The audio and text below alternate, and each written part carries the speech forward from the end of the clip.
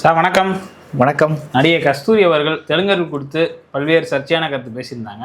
குறிப்பாக தெலுங்கு பெண்கள் எல்லாம் அந்தப்புறத்து சேவைக்காக தமிழ்நாட்டுக்கு வந்தவர்ன்ற பேசின கருத்து தற்போது நீதிமன்றம் வரைக்கும் சென்றிருக்கு. நீதிமன்றத்தில் பல்வேறு விவாதங்கள்லாம் நடைபெற்றதாக பல்வேறு கருத்து பார்க்க முடியாது. நேற்றைய தினம் நீதிமன்றத்தில் என்ன நடந்துங்க சார்? நேற்று நீதிமன்றத்தில் சில சம்பவங்கள் சொல்கிறாங்க.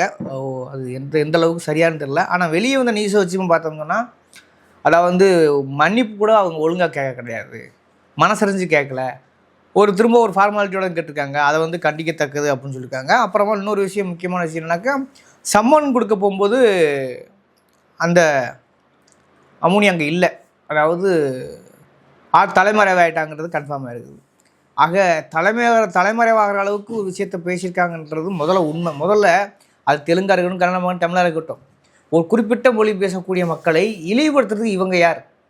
இவங்க திரும்ப என்ன சொன்னாக்க, பிராமணரை எங்களை சொல்கிறீங்க, எங்களை இழிவுபடுத்த பாப்பாரப்பைய அப்படின்னு பேசுகிறீங்க. நானும் இப்போ திரும்பவும் சொல்கிறேன், பாப்பாரப்பைய பார்ப்பனின்னு சொல்கிறது காரணம் இருக்குது. அந்தளவுக்கு நீங்கள் கடந்த கால வரலாற்றில் ஒடுக்கியிருக்கிறீங்க. அதனால் உங்கள் மேலே ஒரு கோபம் வருது. அதுக்கு எதிராக திராவிட இயக்கமே உருவானது. பரப்பனல்லாத இயக்கம் எப்படி உருவாச்சு, நீதி கட்சிக்கான வரலாறு என்ன, திராவிட இயக்கத்துக்கான வரலாறு என்னன்னு பார்த்தா பிராமணியம், பார்ப்பனியம். நீங்கள் எங்களை பிராமணன் சொல்லுங்கன்னா, நீங்கள் உங்கள் பிராமணன் சொன்னால் நாங்கள் எங்களை சூத்திரம் சொல்லிக்கொள்வது அர்த்தமாயிரும். நாங்கள் எப்படி எங்கள் சூத்திரம் எங்கள் தேவடியாமன்னு சொல்ல சொல்கிறீங்களா? அப்போ பார்ப்பனியம் என்பது மீதான கருத்தாக்கம், பார்ப்பனியம் மீதான போருங்கிறது இன்றைக்கி நேற்று அல்லமணி. அதாவது இந்த குத்து விளக்கு குத்துறவர்கள் பாட்டு பாடும்போது உருவான வரலாறு கிடையாது. செய்யா குடும்ப குத்துவழக்குன்னு அவுத்து போட்டு ஆடின பார்த்தியா, அப்போ உருவான வரலாறு கிடையாது. 2000 ஆண்டு காலமாக. இதில் இன்னொரு விஷயமாக சொல்கிறாங்க. அதாவது இந்த பார்ப்பனியும் பிராமணியம் என்னன்னா, தனக்கு அந்த பேரை சொல்கிறனாலே ஒரு கெத்து, நாங்கள் தான் ஆள்றோம், அல்லது அதை வச்சு ஒரு சர்ச்சை உருவாக்குறது இவங்க ஒரு புலவாக போச்சு. இவங்க அப்பா ஒரு ஜாதி, இவங்க அம்மா ஜாதி, நாடார் சமூகத்தை சாதின்னு சொல்லுவாங்க.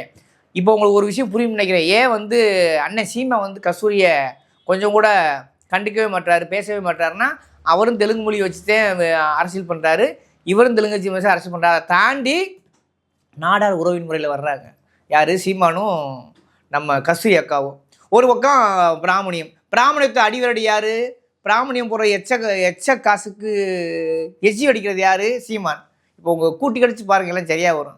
அப்போ அண்ணன் சீமா, தங்கச்சி கஸ்தூரி எல்லாம் ஒரே குட்டியில் ஊறின மட்டை கதை. அதனால அப்புறம் தலைமறைவாக நம்ம பேசிக்கிட்டு கூட நினைக்கலாம்ல, இது சாதாரண செய்தி. இது சீமான், இது சாதாரண செய்தியா? சீமா ஒரு சாதாரண நாய் ஒன்று கடிச்சா கூட, நாய் என் சந்தில் ஒன்று கடிப்பதா அப்படின்னு பேசக்கூடிய ஒரு தருதலை. இது கம்முன்னு இருக்குன்னா என்னன்னா, அது எஜமான் பேசுது, இவங்க அடக்கி வாசிக்கிறாங்க. 2 பேருக்கு ஒரே ஒத்த கருத்து. இந்த கீழே கொல்ட்டி கமாண்டுட்டே என்ன கஸ்தூரிக்கு அப்படித்தான பேசுவாங்க அப்படின்னு சொல்லுங்க.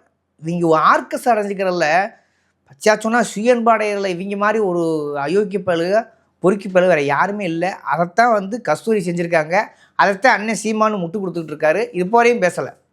அப்போ இதுலேருந்து கஸ்தூரி விஷயத்துலேருந்து தெரிய வேண்டிய விஷயம் என்னென்னா, அதாவது ஒரு ஹச்ராஜா கூட பேசும்போது கூட ஒரு எதிர்ப்பு நாட்டில் எனக்கே ஒரு நிலவு கூட்டலாம். இது யார்? காலாவதியான ஒரு நடிகை, மார்க்கெட் போன ஒரு சாதாரண அதாவது விலை மதிக்க இல்லாத முத்தி போன கத்திரிக்காய்ன்னு சொல்லுவாங்க, அந்த ரேஞ்சுக்குள்ள ஆள். இப்போ அரசியல் பேசுகிறது என்னன்னா, இன்னும் நம்மளாம் பேசுகிறோம்ல, இப்படி பேசும் பொருளாக ஆவதற்காகவும், ஆர்எஸ்எஸ் பிஜேபிகிட்ட ஏதாவது கிடைக்குமான்றதுக்காகவும், சொந்த ஜாதி பற்றி பொதுவாக காட்டிக்கொள்வதற்காகவும் தான் இந்த அம்முனி பேசுகிறத தவிர, இதுட்டு என்ன இருக்குது அருகதா இல்லை ஏதாவது மறுத்து பேசுறதுக்கு வாய்ப்பு இருக்குதா?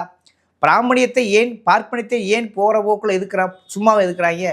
வேலை வெட்டியா இல்லையா? பெரியாரண்ணா முட்டாளா? இல்லை கலைஞர்னா அவருக்கு தெரியாதா? அண்ணாவுக்கு தெரியாதா? ஏன் டீ படவட்டுங்கிற புத்தகத்தில் எழுதுறாரு அண்ணா? ஏன், என்ன காரணம்? ஏன் பராசக்திங்கிற படம் வருது? காலங்காலமாக இந்த பிராமணியங்கிறது இன்றைக்கி கூட அது சொல்லுதில்ல, எங்களுக்கு வேலை வாய்ப்பில் பிரதிநிதித்துவம் இல்லை. என்ன உங்களுக்கு வேலை வாய்ப்பு பிரதிநிதித்துவம் இல்லை? கிட்டத்தட்ட 89 முதன்மை செயலாளர் இருக்கீங்க, கிட்டத்தட்ட 88 பேர் நீங்கள் தான் இருக்கீங்க. அதேமாதிரி உயர்நீதிமன்றம், உச்சநீதிமன்றம், அப்படி எதில் பார்த்தாலும் இந்தியாவோட தலையெழுத்திய அதிகார வர்க்கத்தையும் அந்த பனியா கும்பலுடைய அந்த பொருளாதார வர்க்கத்தையும் தீர்மானிக்கிறது யார்? இந்த பார்ப்பனியம் தானே. அந்த பார்ப்பனியத்தை சிஞ்சாடிக்கிற போன்ற ஆட்கள் தானே. அவங்ககிட்ட வாங்கி திங்கிறதுக்காக அந்த அமுனி என்ன சொல்கிறது, முத்தி போன கத்திரிக்காய் அதோட பேசும் பொருளாக அது வாய்ப்பொழப்புக்காக பேசுது. இதுதான் இன்றைக்கி நடக்கிறத தவிர அதில் பேசுறதுக்கு ஒன்றும் கிடையாது.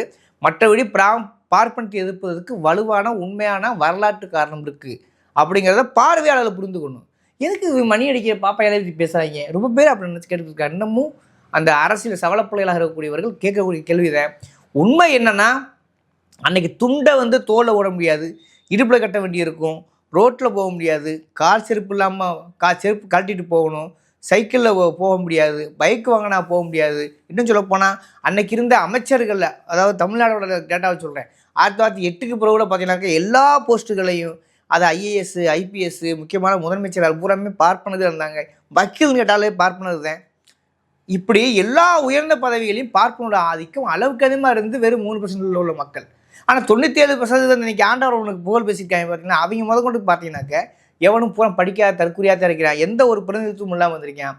அதை உடைச்சது முத நீதி கட்சி. பிராமணியத்துக்கு எதிராக பார்ப்பனியத்துக்கு எதிராக ஒரு கருத்தை வலுவாக வந்தது. அதோட விளைவை பார்த்தீங்கன்னா இந்தியாவிலே தமிழ்நாடு தான் அதை சம்பாதிச்சிருக்கு. தமிழ்நாடு தான் அந்த பார்ப்பனியத்தை எதிர்த்து நேரடியாக எதிர்த்து இன்னைக்கு இவ்வளோ பெரிய உச்சத்தை அடைஞ்சிருக்குனாக்க பார்ப்பனம் இல்லாத அமைச்சரவை, பார்ப்பனரே அல்லாத ஐபிஎஸ் ஐஏஎஸ் அதிகாரிகள், அதே மாதிரியே குறிப்பாக அரசு நிலை அதிகாரிலாம் நீ பார்ப்பனம் அல்லாதோட எண்ணிக்கை தமிழ்நாட்டில் மட்டும்தான் அதிகம். அதே மாதிரியா பெண்களோட எண்ணிக்கை தமிழ்நாட்டில் மட்டும்தான் அதிகம். இப்படி இந்த கோபம் இருக்குல்ல, இந்த கோபம் பிராமணியத்துக்கு பார்ப்பனியத்துக்கு எப்பயுமே அது ஒரு பெரிய தலைவலியாக இருக்குது. அதை போக்குறதுக்கு அப்பப்போ எச்ராஜா போன்ற ஆளுக்கு கத்துனாங்க. இப்போ இந்த முத்தி போன கத்திரிக்காய் விலை போகாத நடிகை கஸ்தூரியும் கத்திட்டு இருக்க தவிர, இதனை தொடர்ந்து அவங்களுடைய இன்னொரு கோரிக்கையை பார்த்து அவங்களுக்கான ஒரு பாதுகாப்புக்காக ஒரு சில சட்டங்கள்லாம் இயற்றணும்னு ஒரு கருத்து. ஆமாம், அந்த பாதுகாப்பு பிசிஆர் சட்டம் சொன்னாங்கல்ல. அதாவது இந்த சாதியை மனு தர்மத்தை உருவாக்குனது யாரு? இந்த அம்சவல்லி யாரு? கஸ்தூரியோட பரம்பரை தானே. அப்போ முதல்ல உங்களது பிசிஆர் தூக்கி முதல்ல உள்ளே போடணும். இந்த சாதியை உருவாக்கத்துக்கு காரணமே அது கடவுளின் பேரலால், சாதியின் பேரலால், மதத்தின் பேரலால் உருவாக்குறது யாரு? இந்த கஸ்தூரி அக்கா வகையறாக்கள் தானே. அப்போ நியாயமும் உங்கள் மேலே பிசிஆரை போடணும். வினோதமாக எவன் ஜாதியை உருவாக்கினானோ அவன் மேலே பிசிஆர் ஆக்ட், அந்த பேரை சொன்னால் பிசிஆர் ஆக்ட் போடுவேன். இதெல்லாம் இவன் நடக்கிற காரியமா? அம்பேத்கர்னா மடப்பயலா? எவ்வளோ தூரத்துக்கு அதை படித்து உள்ளாய்ந்து இந்துத்துவம் ஏன் எதிர்க்க வேண்டும், இந்துத்துவத்தை ஏன் எதிர்க்க வேண்டும், பகவத்கீதையை ஏன் தீ வச்சு கொளுத்த வேண்டும் சொல்லி பெரியாரோட கைகோர்த்து ஏன் அவருக்கு காலங்காலமாக கஷ்டப்பட்டார்.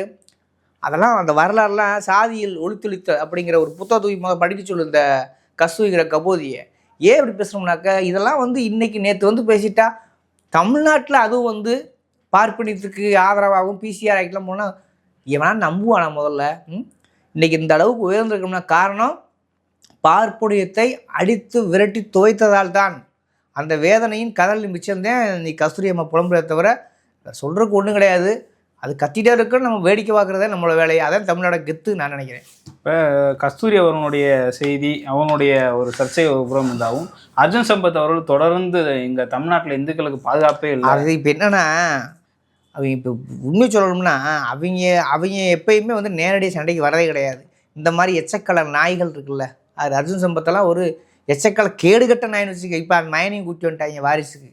அதாவது சூத்திர அடிமைன்னுவாங்க. அதை அதுக்காக அது ஒரு அதோட காணொலி கூட வாய்ப்புனா போட்டுருங்க வரும்னா, ஐயா எனக்கு ஒரு வீடு மட்டும் இருந்தீங்கன்னா வாங்கி கொடுத்தா நல்லாயிருக்கும், ஒரு சாமியார்ட்ட கஞ்சி கறிக்கிட்டு இருக்கு இந்த கூத்தாடி. ஆக இதெல்லாம் வந்து அதோட அடிவருடிகள், அடிப்பொடிகள். அதாவது நேரடியாக வந்தாலும் நம்மளால கூட வந்து நான் குறுக்க அந்த இது வந்தான்னு சொல்லாமல் ஒரு காமெடி இதில் அது மாதிரி அது ஒரு காமெடி பீஸு, ஒரு அரசியல் காமெடி பீஸு யாருன்னாக்க அர்ஜுன் சம்பத்தேன். அதெல்லாம் பேசி பெருசாக்க வேண்டியது அவசியம் இல்லை. உள்ளபடியே என்ன சந்தோஷமாக இருக்குனாக்கா, கஸ்தூரி வந்து கதறுவது சந்தோஷமாக இருக்குது. இவன் வந்து ஊட வர்றது நம்ம அபாயத்தை தெரிஞ்சுதானே. இது வந்து கூலிக்கு மாரடிக்கிற நாய். அதை பற்றி பேச வேண்டிய அவசியம். இறுதியான கஸ்தூரி அவனுடைய வழக்கு அந்த கோர்ட்டில் நடக்கிறத அவர் மீதான தொடர்ந்து அந்த வழக்கு சம்மந்தமாக என்ன அந்த கேஸை எடுத்தது ஆனந்த் வெங்கடேஷ் கொஞ்சம் சந்தேகத்துக்குரிய நபர். எப்பயுமே வந்து திமுக அரசு மீது ரொம்ப கடுமையான வன்மை உடைய ஆள், நேரடியாக பேசக்கூடிய ஆள். சூமேட்டான்னு சொல்லிட்டு செந்தில் பாலாஜி வழக்கு, தங்கம் தென்னரசு வழக்கு, எஸ்எஸ்ஆர் வழக்கு எல்லாம் எடுத்து பார்க்குற மாதிரி யோக்கியமாக காட்டிக்கிட்டார். அப்படி உண்மையிலேயே சூமோட்டா வழக்குனா இன்னும் எண்ணற்ற வழக்கு, அதிமுக வழக்கு, ஓபிஎஸ்லாம் எடுத்துகிட்டு அப்படியே கை கழிட்டு கேள்வி இருக்குது. சந்தேகத்துக்கு அப்பாற்பட்டுள்ள உச்சநீதிமன்றத்தால் கொட்டு வைக்கப்பட்டவர் யார்? ஆனந்த் வெங்கடேஷ். அப்படியான ஒருவர் இப்படி பேசுகிறாருன்னு சொல்லும்போது அவங்க என்ன கேட்டால் அவங்கள பொறுத்தல ஒரு என்ன சொல்கிறதுன்னா, உயர்நீதிமன்றத்தில் வந்து பெய்யா சொன்னது மாதிரி தான் உச்சநீதிமன்றமோ உயர்நீதிமன்றமோ அது உச்சக்குடிமன்றமாக தான் இருக்குதுன்னு சொல்கிற அடிப்படையில் தான் அவரும் ஒரு ஆர்எஸ்காரன்னு அவருடைய அந்த அனுசரணை அவருடைய தீர்ப்புல பார்த்திங்கன்னா அப்படி தான் இருக்கும். அவர் வந்து முழுக்கவே வந்து கஸ்தூரிக்கு சாதகமாகவோ எதிராக பேசுகிறான்னு நம்ப முடியாத ஒன்று. அதுக்கு அப்புறப்பட்ட ஒரு விளம்பர அரசியல் ஒன்று இருக்குது. அந்த அடிப்படையில் ஆனந்த் வெங்கடேஷன் சொல்லிக்கான்னு நினைக்கிறேன். எது எப்படியோ ஆனந்த் கரடியை காரி துப்புன்ற மாதிரியா, கரடியை காரி துப்புச்சுன்ற மாதிரியா, கஸ்தூரியை வந்து ஆனந்த கணேசன் விமர்சிச்சாரா நீ மன்னிப்பு கேட்கலான்னு சொல்கிறது உள்ளபடியே வினோதமாகவும் இருக்குது, விரதம் இருக்க வேண்டியது இருக்குது. நன்றி சார். நன்றி.